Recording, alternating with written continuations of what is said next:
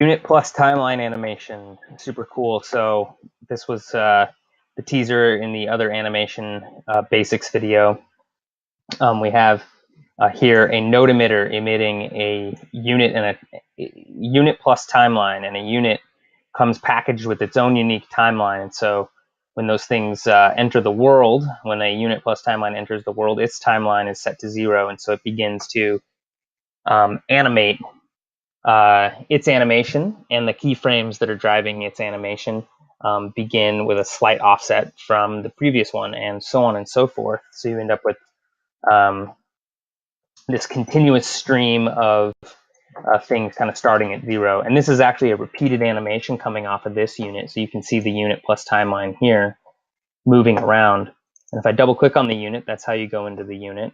And we're going to learn more about this in a second. You can see its timeline here with all of its values kind of repeating out to infinity. And we learned that in the last tutorial that you have a loop. You can loop any of these key tracks. And so here's our unit here. Here's its embedded timeline here. You're able to see all of this up in your browser here. The terrain space has a library. Every unit has a separate library. That's the real distinction of a unit. It has its own library, and one of the most important things that can be in the library on a unit plus timeline is this separate timeline, and it gives you the ability to basically have units that are clonable, but also just subunits inside of your universe, inside of each space. You can have these units that have different timelines, and you can change the speed of those timelines, the time scale of those timelines, and if I'm just rotating the node emitter that's emitting these, you start to see them.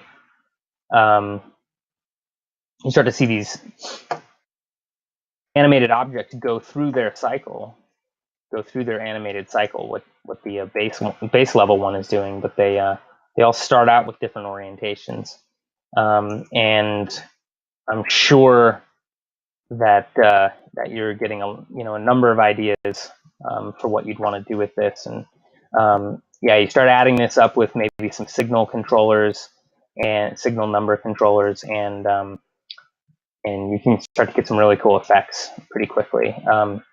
And of course, this node emitter of things with timelines could be held with a VR hand, or a controller, and emitted, controlled by the controller, and have some awesome effects. So let's jump in and learn how to do unit plus timeline. This one is already saved, so I'm going to go to new, save changes, no. So a unit plus timeline. Let me bring you to a brighter space just for fun. Let's actually just start off in summer dusk. And we're going to make an object to emit that will look kind of cool. So I'm actually going to work with a tube. And right off the bat, I'm going to get rid of its rigid body. Because as we animate things, their transforms anyway, we either need to have physics tell that transform where to be each frame, or we need our keyframes and interpolated values along the timeline tell it where to be. Otherwise, the two will fight, and you'll end up in a funny looking situation. And so it can either have a rigid body that is movable set to false, and it'll move around the world and collide with things, and things collide off of it, but it won't receive gravity when it's fixed like that. So we've gotten rid of its rigid body, and now we can make some compound structure or something that maybe will look interesting. I'm going to do something as simple as this. And then I've made this guy stacked up like this, and I can fuse it using Control-D, edit. Where's my fuse tool? It's under Object. I believe. No, sorry, it's under Tool, Fuse, Control D. And now this is one solitary object.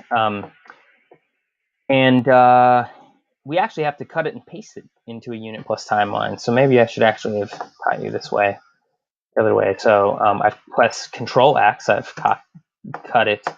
And then I'm going to go to new, right here under this plus button over on the hierarchy, new unit plus timeline. And then I can actually paste the object here.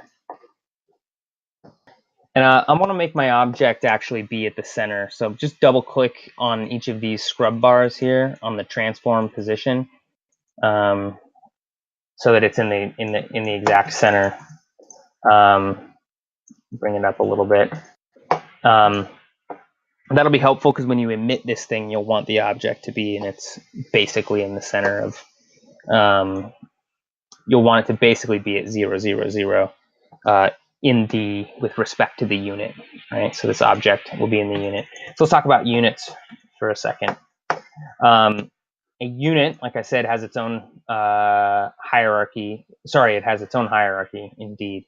But those are like its contents. It's not exactly the same as a transform hierarchy of kind of children under parent. This is kind of members of the unit, and the unit has a library, and the timeline lives in that library. And it's a different timeline than the time-space timeline. And to interact with the unit, you won't see anything under the unit until you double-click it. You have to double-click it here, or double-click in the space. If you double-click anywhere outside of the objects, it'll send you back to the terrain space frame. If you double-click anywhere not on that unit, it doesn't do anything if you're outside of the unit, but when you double-click on the unit, it drops you into the unit. And the way that you know is two things. One, this gray, actually three things. You got this gray bounding box, which means you're sort of editing inside of this unit view. You'll now see things under the unit. These are the members of the unit. You will also see this little up arrow to say, go back to the terrain space frame. And that means you know you're in unit editing. And then lastly, if you were to look at the browser, you would be selected on the unit level under the terrain space. So you could select to the terrain space library here while staying in the unit, view over here. So this doesn't get you. Unless you double click, it won't move you between the two. So double clicking is kind of the way you're moving in and out of a unit. Double clicking on another object, just for reference, that is not a unit, will bring up the shape properties, because we tend to edit these shape properties pretty often. And on text, for example, that's where you control what's written. So you place an object and double click it, and you can fine tune its shape. But that's on a normal entity, and on a unit, double clicking drills you into the unit level, and then you're touching the individual objects. And so if I double click this, I'm actually now looking at the unpacked fused object, which fused is not the lesson of today, but we've got this nice fused object. It's our single object. If you don't double click it, you'll be fine. Well, if you double click it, you'll be able to edit that fused object, but then you want to come back up by clicking on the unit. Now we're in unit.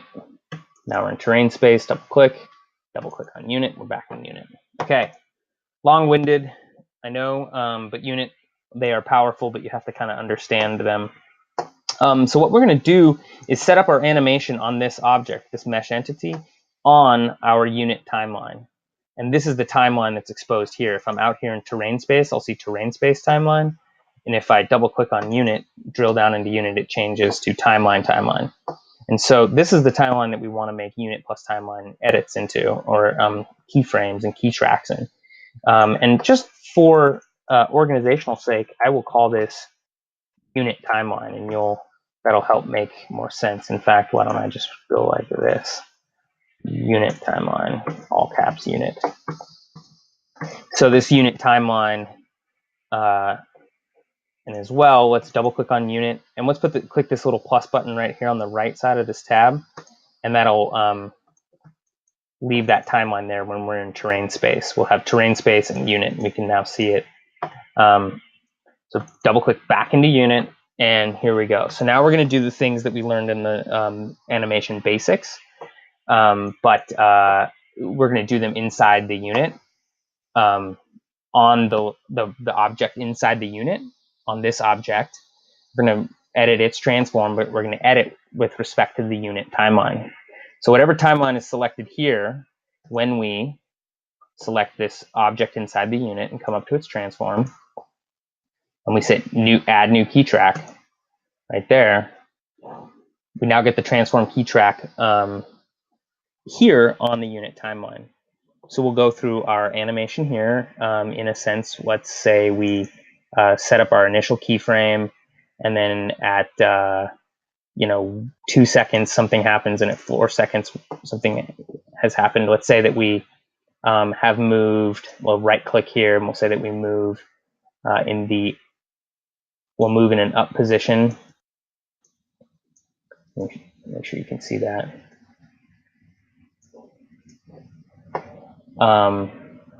And then let's also say we rotate it a little bit. And then over here, let's say we moved back down. Move back down and rotate even further. Now let's put our interpolations in. And you can do, of course, anything you want with any property.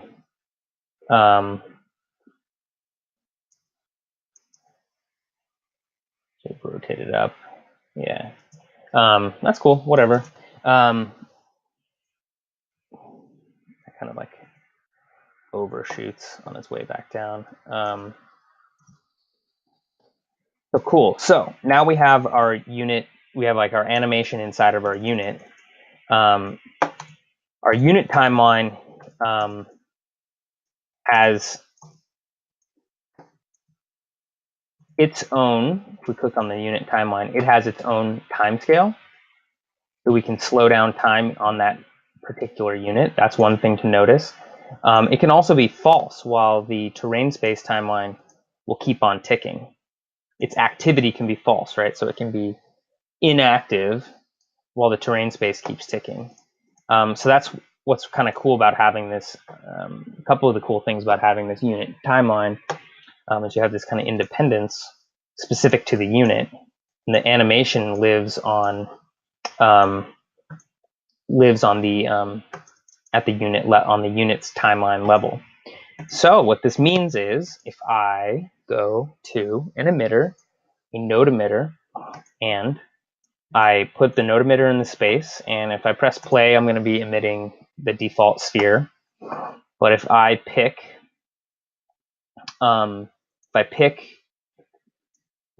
sorry, just moved right through the last. I'm going to turn this unit timeline active back to active. So now it's actually animating. There we go. All right, so now we have an active unit timeline. So if that gets cloned here by the node emitter, if we choose to make our sample the thing that we're going to emit, we're going to make our sample be not the sample sphere, the default sphere, but we're going to pick the unit.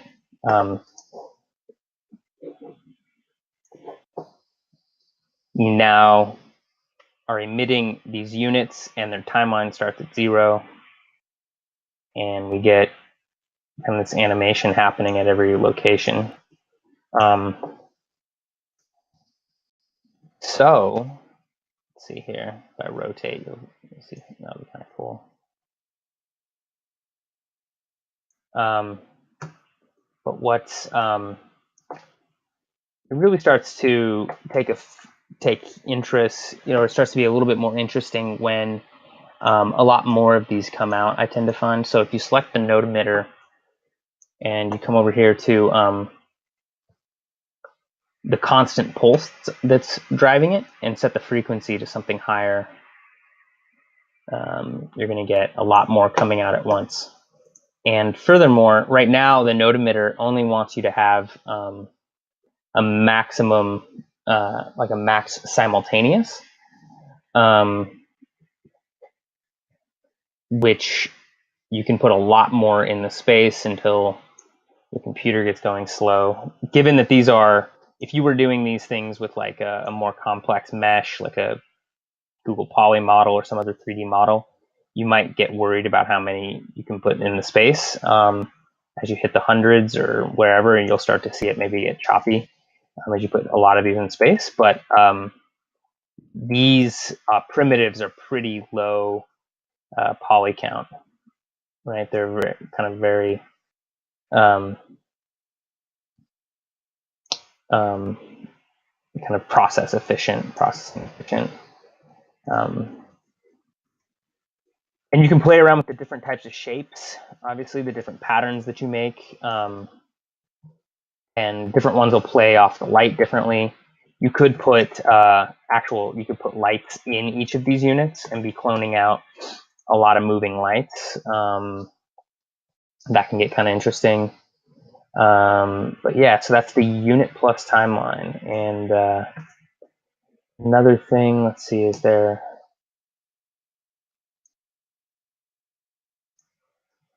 You can scale the node emitter, which is crazy, which will like scale the objects in it. So if you like,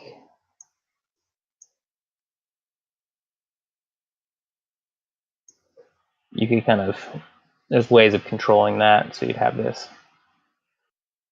And you, of course, could that really shouldn't be done at the node emitter. I mean, I wouldn't really recommend it, but it's doable. But what I would tend to recommend is more of baking those into the actual unit animation. So you bake that onto the timeline of the original sample unit, and then kind of end up here. Pretty awesome. What else? I think that's all I have to show in this lesson. And obviously, there's so many ways you could work with this. But though I think the last thing I would say is that there's another lesson here that has a the signal controllers, and these things combine really well with like a signal control. There's a whole other set of items called clone variants that like can give you clone variations, like the radius varies on some sort of normal distribution or random distribution of some fashion. You can make this node emitter emit, you can make its position, you can control its position with a waveform signal. And that can work out really nicely. The other thing I would say about node emitter, unit plus timelines, I'll actually delete this and start over to show you. So you notice that this moves into action. So one of the things that you could do, when I showed you before that this item is moved to the beginning, if this unit timeline is active, false, that means my timeline in the beginning of, I could have all this other stuff happening around this unit timeline, and it's just ready to be activated. And so with a script, for example, you could activate that timeline. And as an example, we'll just take like a trigger and make like a plain trigger. If something crosses this, trigger on enter, this unit timeline. Basically write a simple script. We just say .active equals true. So I would say a messy word. I'm just going to copy this, Control C, Control V, and I'll type dot active equals true. And so that means this unit timeline right here, its active property will go from false to true when something goes through this box. And if I can edit this in real time such that if I move off there, as I trip the trigger, now I've activated this item. And there's some other items. If you take a look at these timeline, you can press F1 on this and look at the script. Well, I'll have to grab an actual timeline. There's some methods on a timeline. For example, rewind, and you can set the play time. You can get the play time, set the play time, rewind, active and inactive, and so you could basically kind of stop play and rewind in a programmatic fashion, which can be kind of cool. So you could rewind this to go back to the beginning, or set it to move through a series of items. So you have to you set up another trigger to, let's say you make it active false right here, then you could set a timer in script, and you could set it to inactive, and then it waits until you go through accomplish some other goal, and then it runs the next 5 seconds of animation that you've made. And so that's another way, another reason why you might want to use unit and timeline. One great one, obviously, in the beginning was showing you how to kind of emit crazy activity and have that activity kind of accumulate in interesting patterns. And another is this effect where you can trigger the activity in the timeline. You can also show you one last thing. Let's set the unit timeline's value to true. We'll get rid of these for the time being. And we're going to go back to having an emitter emit this object. So the node emitter sample, we're going to pick that item. And then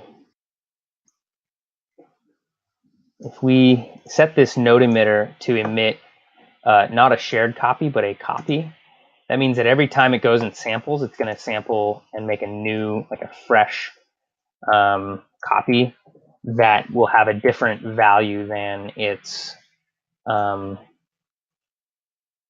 can have different values than the values across those items won't be shared. So the timeline value can change. So if I want to, let's put a lot more of these in the world, crank up the max simultaneous. And then let's make the constant pulse that are emitting these to be a few more per second. And we'll come up in the air and we'll rotate. And so now what I have that I can do that'll be kind of interesting, this node emitter, is let's see here. So what I want to do is vary the time scale on this timeline. And what I'll get is those that come out when there's a fast timeline will move in fast pace, and those that come out when if I have it low, they'll come out. The challenge is I need to make this thing move. So let's set up an automated moving system. Transform splitter attribute position. We'll do a vector3 signal controller, and we'll make the amplitude pretty big on each of these. That might be too much. And then we'll put a new waveform signal, and that's way too fast. Wavelength. So now it's moving through space, and what I can do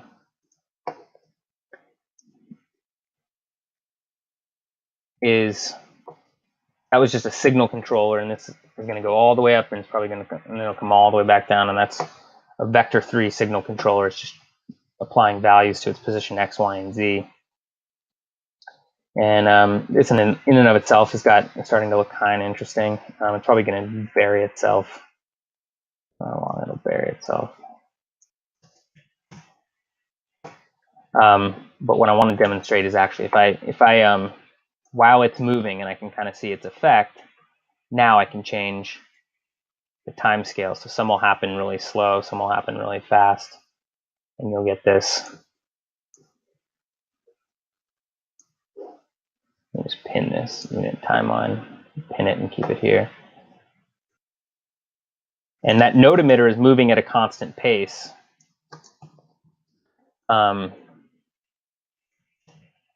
You'll notice this node emitter stays at a constant pace while the unit timeline gets adjusted. And if I emit at a fast pace, they come out moving quickly, and then, but that node emitter is on the timeline. It's on the terrain space timeline, so it's not affected. There you go.